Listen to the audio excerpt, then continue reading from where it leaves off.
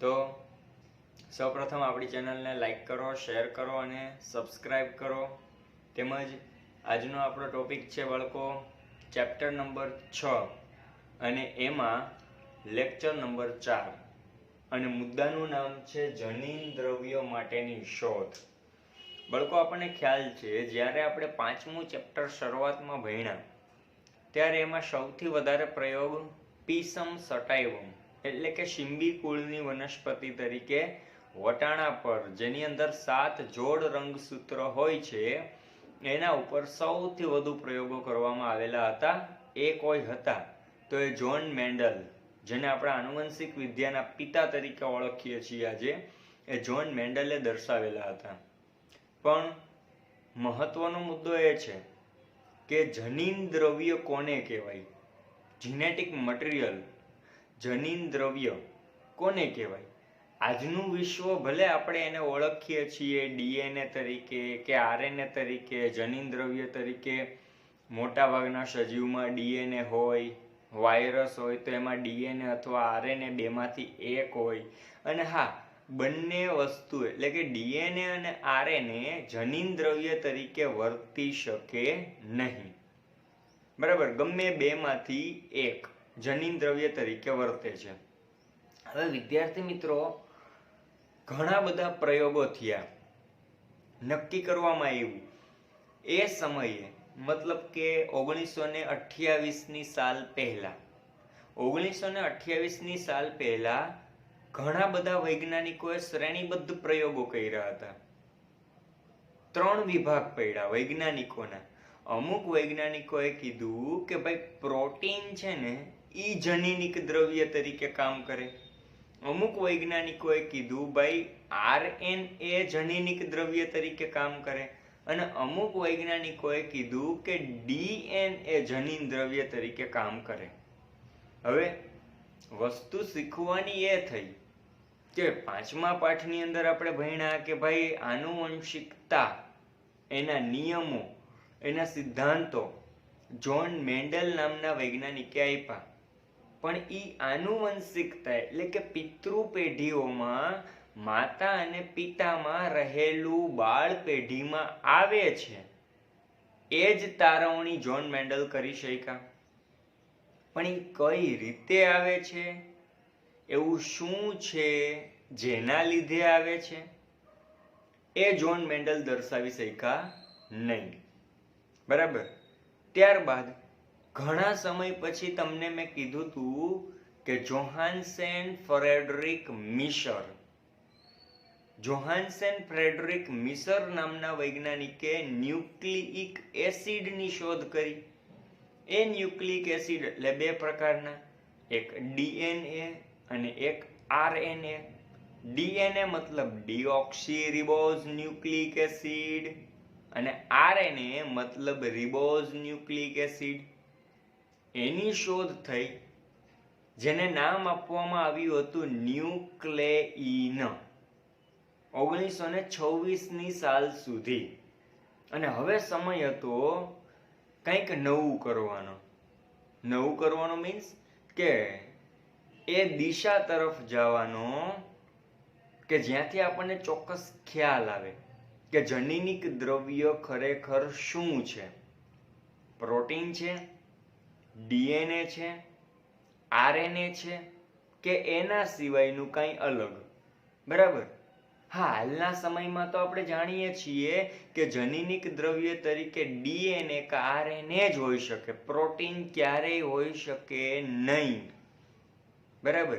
પણ વાત જ્યારે 1926ની આવે તો ગણતરીના વર્ષો પછી, એટલે કે 1926 પછી 1927 અને પછી 1928ની સાલમાં ગ્રિફિથ નામના વૈજ્ઞાનિકે એક પ્રયોગ કર્યો અને ઉંદર ઉપર કર્યો.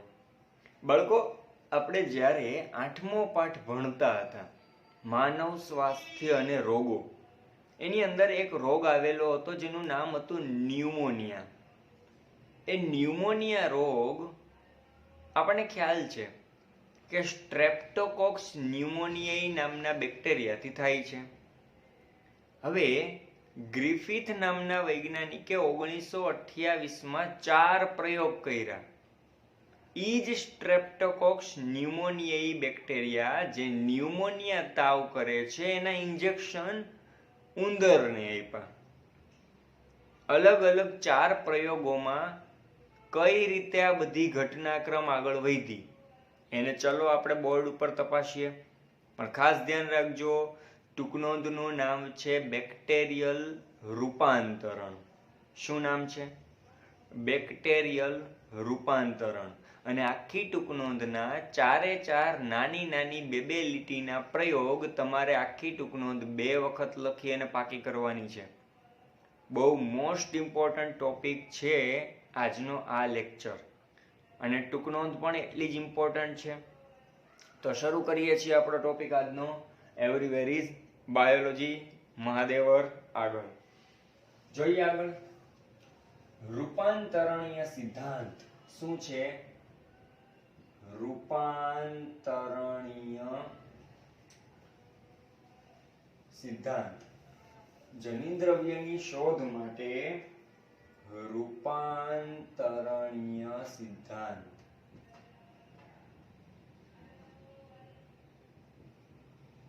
બાળકો, આજે આપણે જાણીએ છીએ કે ભાઈ ડીએનએ એ કોષના કોષ કેન્દ્રમાં રંગસૂત્ર સ્વરૂપે જોવા મળે છે. પણ વાત આપણે આજથી ઘણા વર્ષો પહેલાની કરવાની છે, બરાબર? લગભગ 92 યર્સ પહેલાની, જ્યારે વાત હાલતી હતી 1928ની સાલમાં. 1928ની સાલમાં ફ્રેડરિક ગ્રિફિથ નામના વૈજ્ઞાનિકે 1928માં ફ્રેડરિક ગ્રિફિથ નામના વૈજ્ઞાનિકે સ્ટ્રેપ્ટોકોક્સ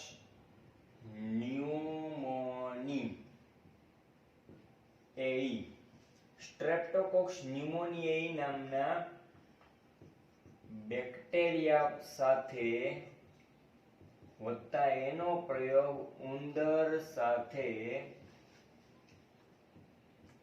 પ્રયોગ કર્યો.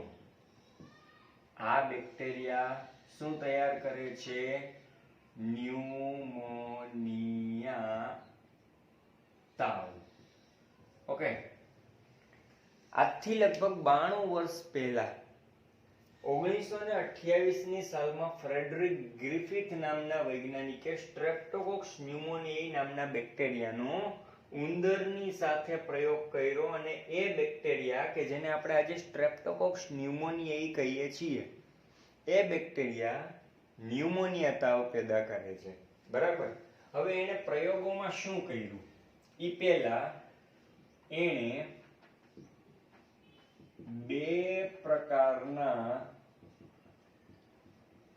બેક્ટેરિયાની વસાહત જોઈ. વસાહત એટલે શું? તો કે એક સાથે બેક્ટેરિયાનો જથ્થો હોય.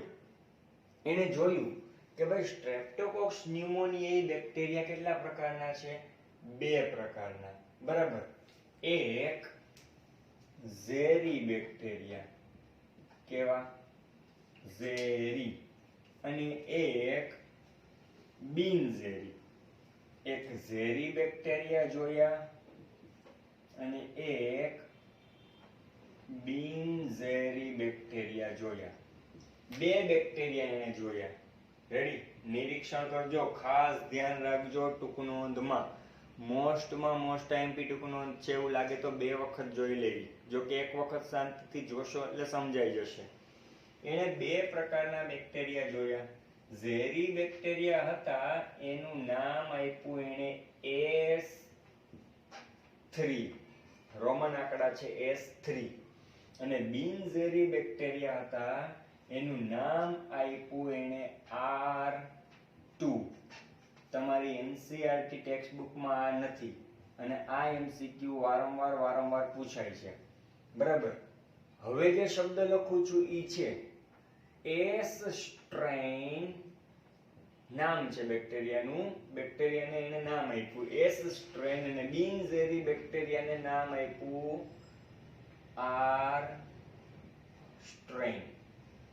એસ સ્ટ્રેન અને આર સ્ટ્રેન, બરાબર. હવે જોજો, એસ અને આર.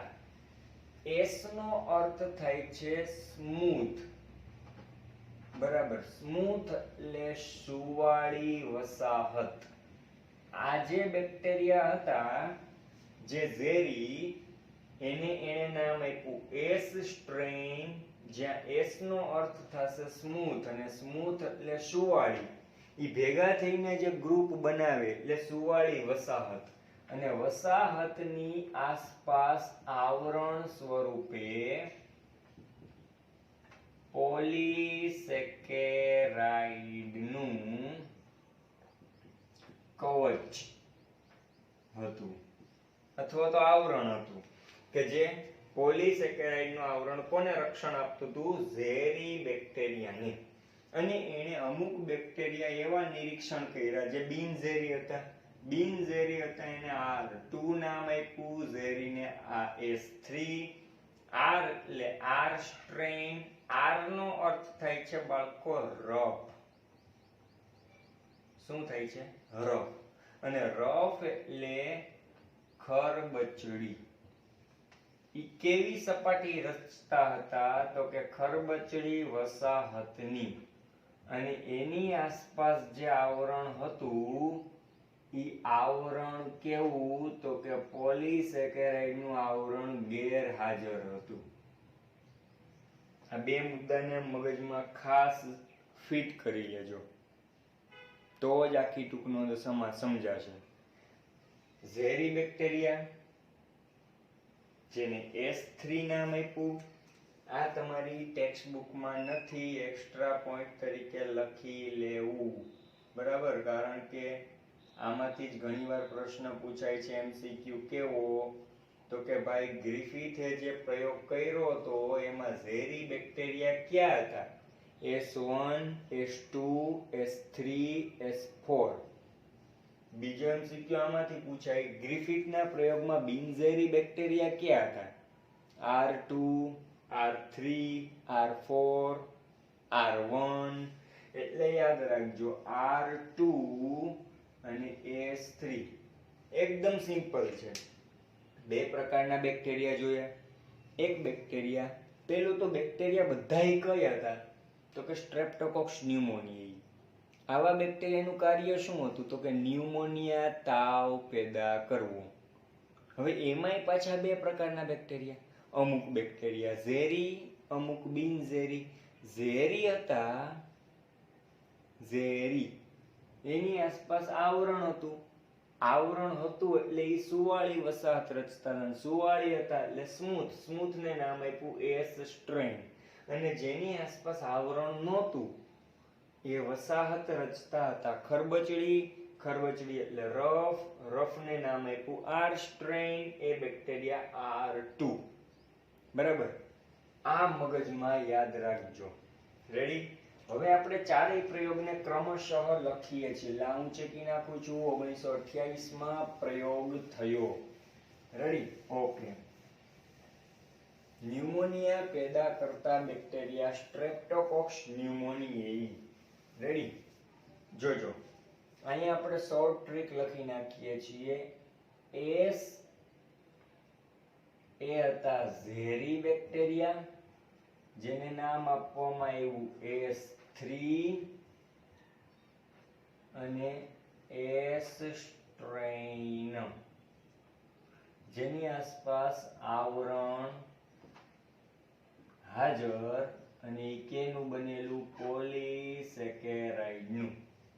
અને R એ હતા બિનઝેરી, એની આસપાસ આવરણ ન હતું, હતા R2, નામ આપવામાં આવ્યું R સ્ટ્રેન, અને એની આસપાસ આવરણ ગેરહાજર હતું. હવે બાળકો એના જે પ્રયોગો હતા કેટલા પ્રયોગો કર્યા એણે? 4 પ્રયોગો. એ ચારે 4 પ્રયોગની અંદરની વાત કરીએ તો એમાં પહેલો જે પ્રયોગ કર્યો એણે શું કર્યો? તો કે એસ સ્ટ્રેઇન બેક્ટેરિયા એણે ઉંદરની અંદર પ્રક્ષેપણ કર્યા. શું કર્યા? એસ સ્ટ્રેઇન બેક્ટેરિયા ઉંદરની અંદર અંતઃક્ષેપણ કર્યા. તો ઉંદર શું થયા? મૃત્યુ પામ્યા. Ready? Short and sweet trick કહીએ તો જે એસ સ્ટ્રેઇન બેક્ટેરિયા હતા, એસ સ્ટ્રેઇન, રેડી, ઈ બેક્ટેરિયા કેવા હતા? ઝેરી. હવે ઈ બેક્ટેરિયાનું ઇન્જેક્શન ભરી અને ઉંદરની અંદર નાખ્યું તો ઝેરી બેક્ટેરિયા ઉંદરમાં દાખલ થયા એટલે એણે પોતાની ઝેરી અસર બતાવી. ઉંદરને ન્યુમોનિયા તાવ આવ્યો જેના કારણે ઉંદર મૃત્યુ પામ્યા. આ પહેલો પ્રયોગ. હવે બીજો પ્રયોગ શું થયો? તો કે એણે આર સ્ટ્રેઇન બેક્ટેરિયા હતા એને શું કર્યા? તો કે ઉંદરમાં અંતઃક્ષેપણ કર્યા. તો ઉંદર શું થયા હશે બાળકો? જીવિત રહ્યા. આ બંને પ્રયોગ તો સાવ ઈઝી છે.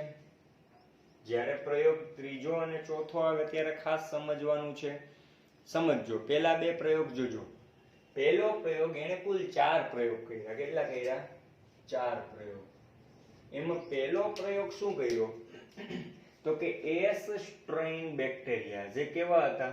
ઝેરી હતા. એસ સ્ટ્રેઇન બેક્ટેરિયા કેવા છે બાળકો? ઝેરી. આ ભૂલાવું ન જોઈએ. ને આર બેક્ટેરિયા બિનઝેરી. ઝેરી બેક્ટેરિયાનું ઇન્જેક્શન ભરી અને ઉંદરના શરીરમાં દાખલ કરવામાં આવ્યું તો ઉંદર મૃત્યુ પામ્યા.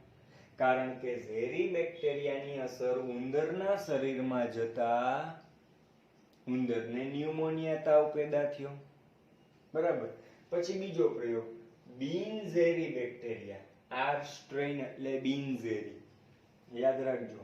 બિનઝેરી બેક્ટેરિયાને ઇન્જેક્શનની અંદર ભરી અને ઉંદરમાં દાખલ કરવામાં આવ્યા.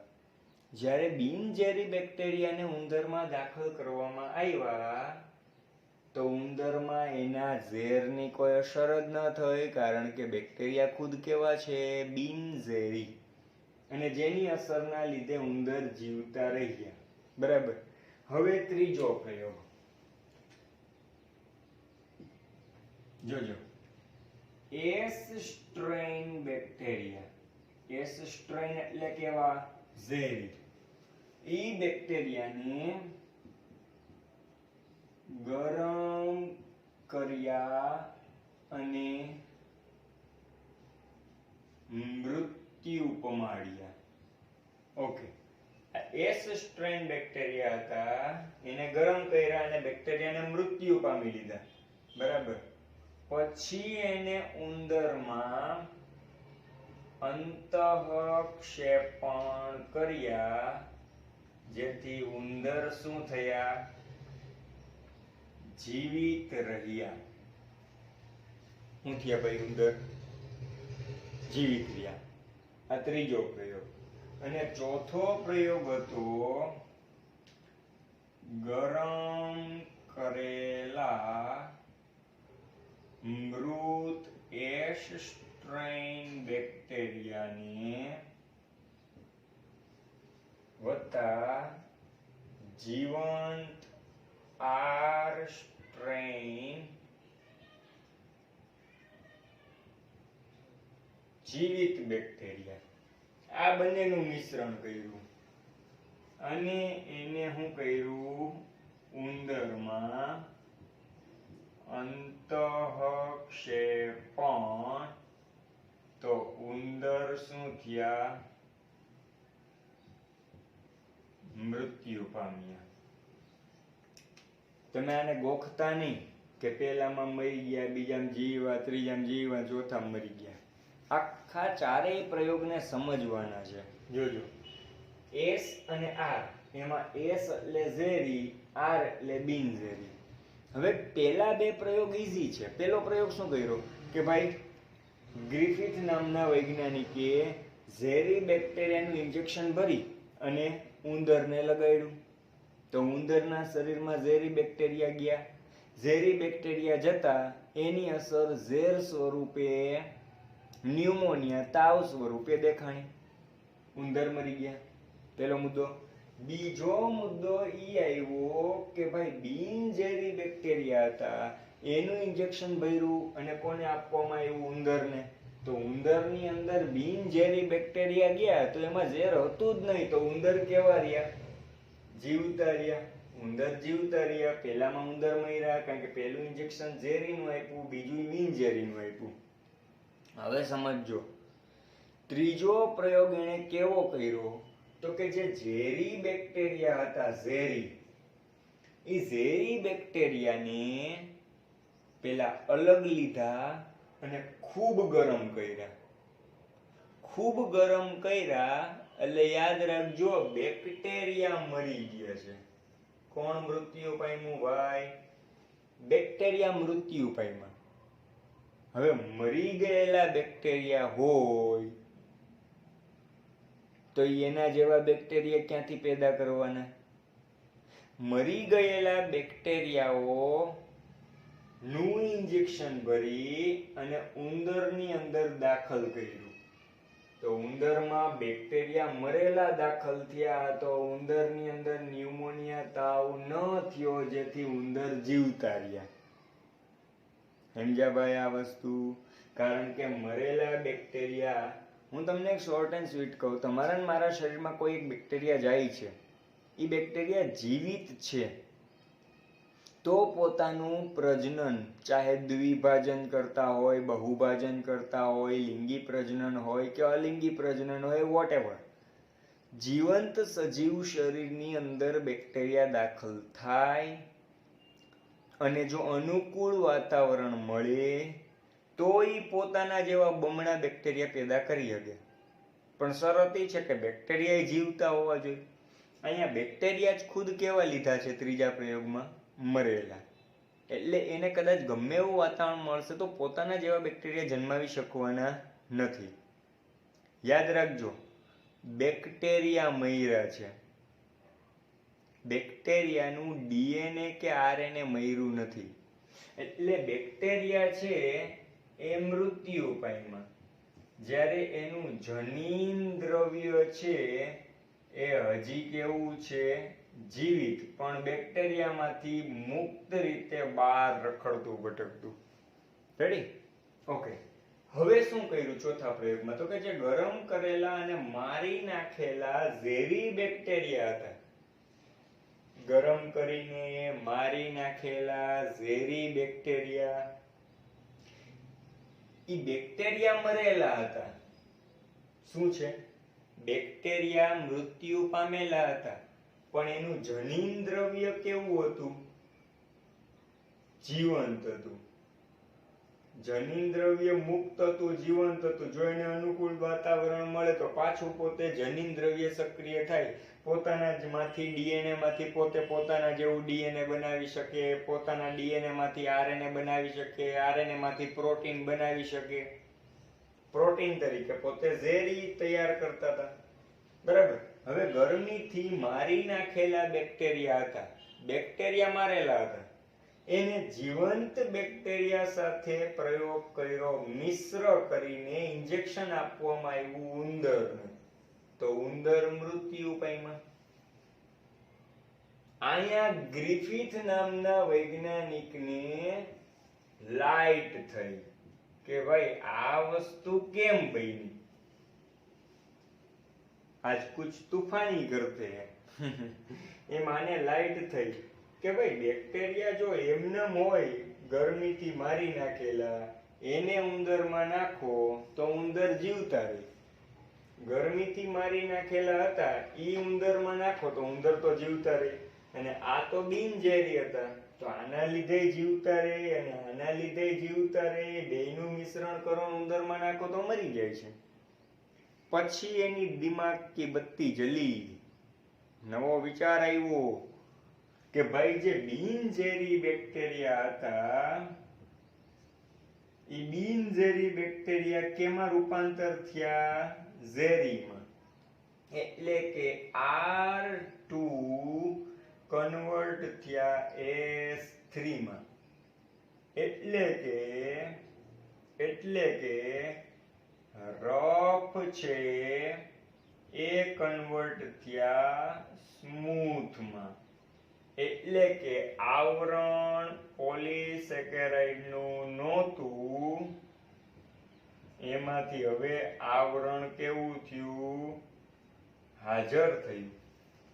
અને હજી આગળ કે ભાઈ R સ્ટ્રેન બેક્ટેરિયા છે એ S સ્ટ્રેન ની અંદર રૂપાંતરિત થયા.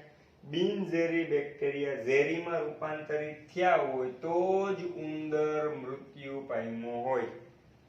તો એવું થયું કેમ? પછી ખબર પડી કે જે બિનઝેરી બેક્ટેરિયા હતા, બિનઝેરી, ઈ બેક્ટેરિયાને આપણે ઝેરી હતા પણ મારી નાખેલા હતા, એની હારે મિશ્ર કર્યા હતા. ભાઈ ઝેરી બેક્ટેરિયા મરેલા હતા, નો પ્રોબ્લેમ, બેક્ટેરિયા છે એ મરેલા હતા, પણ બેક્ટેરિયાનું જનીન દ્રવ્ય છે ઈ જનીન દ્રવ્ય બિનઝેરી બેક્ટેરિયામાં દાખલ થયું. કેની અંદર? બિનઝેરીની અંદર દાખલ થયું. હવે બિનઝેરીનું જે જનીન દ્રવ્ય હતું, કલર કોમ્બિનેશન જોવો, એની અંદર ઝેરીનું ડીએનએ આવ્યું. એટલે એનું ડીએનએ ઝેરી સાથે બિનઝેરીનું મેચ થયું. હવે ડીએનએ પરથી જ્યારે આરએનએ બને અને આરએનએ પરથી જ્યારે પ્રોટીન બને, તો પહેલા શું થતું? બિનઝેરી બેક્ટેરિયાના ડીએનએ માંથી બિનઝેરી આરએનએ બનતું અને બિનઝેરી આરએનએ માંથી બિનઝેરી પ્રોટીન બનતું. પણ હવે તો કે જ્યારે છેલ્લા પ્રયોગમાં મિશ્રિત કર્યા, મારી નાખેલા ગરમીથી ઈ બેક્ટેરિયા પણ એનું ડીએનએ જનીન દ્રવ્ય હતું, ઈ બિનઝેરીના ડીએનએ સાથે ઝેરી બેક્ટેરિયાનું ડીએનએ મેચ થયું. હવે તો કે ઝેરી ડીએનએ જે છે એમાંથી આરએનએ પણ ઝેરી બનશે અને આરએનએ માંથી પ્રોટીન પણ ઝેરી બનશે. ઝેરી ઈ ઝેરના કારણે, પ્રોટીન ઝેરી બનવાના કારણે ઉંદર મૃત્યુ પામ્યા. ખ્યાલ આવ્યો આખી વસ્તુનો? ચોથો પ્રયોગ ખાસ સમજવા જેવો છે, બરાબર? આ વસ્તુ ગ્રિફિથને મગજમાં બેસી અને નક્કી થયું કે કાંઈક એવું જનીનિક મટીરિયલ, જનીન દ્રવ્ય એવું છે કે જે બિનઝેરી બેક્ટેરિયાને ઝેરીમાં કન્વર્ટ કરે છે, R સ્ટ્રેન બેક્ટેરિયાને S સ્ટ્રેનમાં કન્વર્ટ કરે છે, R2 ને S3 માં રૂપાંતર કરે છે, રફ વસાહતની જગ્યાએ સ્મૂથ સુવાળી વસાહત તૈયાર કરે છે અને પોલીસેકેરાઇડનું આવરણ નહોતું એમાંથી આવરણ હાજર તૈયાર કરે છે. મતલબ બિનઝેરી બેક્ટેરિયા ઝેરીમાં રૂપાંતર થાય છે, જેથી આને કીધો બેક્ટેરિયલ રૂપાંતરણીય સિદ્ધાંત. આ ટૂંકનો બે રીતે પૂછાય, ખાલી રૂપાંતરણીય સિદ્ધાંતમાં પૂછાય અને બેક્ટેરિયલ રૂપાંતરણીય સિદ્ધાંતમાં પૂછાય. 1928 ની અંદર ગ્રિફિથ નામના વૈજ્ઞાનિકે આ પ્રયોગ કર્યો. રેડી? હવે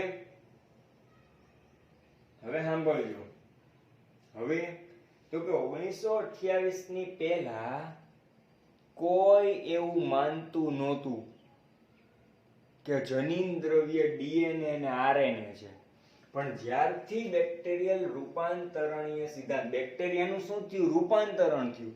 બિનઝેરીમાંથી ઝેરી થયું, R સ્ટ્રેનમાંથી S સ્ટ્રેન થયું, R2 માંથી S3 થયા, આવરણ નહોતું એમાંથી આવરણ હાજર થયું, ખરબચડી સપાટીની વસાહતમાંથી સ્મૂથ એટલે કે સરળ વસાહત, સુવાળી વસાહત વાળા થયા. રેડી? પણ 1928 સુધી કોઈ માનતું નહોતું. જ્યારે 1928 ની સાલ પછીના સમયગાળો 1929, 1930, 1931 વગેરે વગેરે, ઈ સમયે ગ્રિફિથના પ્રયોગ પછી, ગ્રિફિથનો પ્રયોગ જ્યારે આખી દુનિયામાં ફેલાણો કે ખરેખર ડીએનએ કંઈક જનીન દ્રવ્ય જેવું છે, જ્યારે આખી દુનિયામાં ડીએનએ નો આ સિદ્ધાંત ફેલાણો, ત્યારે ઘણા બધા વૈજ્ઞાનિકોએ સપોર્ટ આપ્યો કે નહીં, ગ્રિફિથ સાચો છે, ગ્રિફિથની માહિતી સાચી છે. અને પછી તો સેંકડો પ્રયોગો થવા માંડ્યા. એમાં મુખ્ય 3 વૈજ્ઞાનિકોએ ગ્રિફિથ નામના વૈજ્ઞાનિકને સૌથી વધુ ટેકો આપ્યો. કોણે? તો કે એવરી, પછી મેકકાર્ટી અને મેકલિઓડ. આ 3 વૈજ્ઞાનિકે સૌથી વધુ કોનો પક્ષ લીધો? ગ્રિફિથનો પક્ષ લીધો. અને સાબિત કર્યું કે ના ભાઈ, ગ્રિફિથ કહે છે એ બધું સાચું છે. એણે પણ સેંકડો પ્રયોગો કર્યા, શ્રેણીબદ્ધ પ્રયોગો કર્યા, પણ બેક્ટેરિયલ રૂપાંતરણીય સિદ્ધાંતની આ ટૂંકનોંધ બહુ મોસ્ટ ઇમ્પોર્ટન્ટ છે. તમારે સ્ક્રીનશોટ લેવો હોય તો લઈ લો. હું થોડોક 1-2-5 સેકન્ડ પૂરતો સાઈડમાં જતો રહું છું. આ પ્રમાણે જ આખો ટૂંકનોંધનો મુદ્દો લખવો. રેડી? ઓકે, સ્ક્રીનશોટ લઈ લો.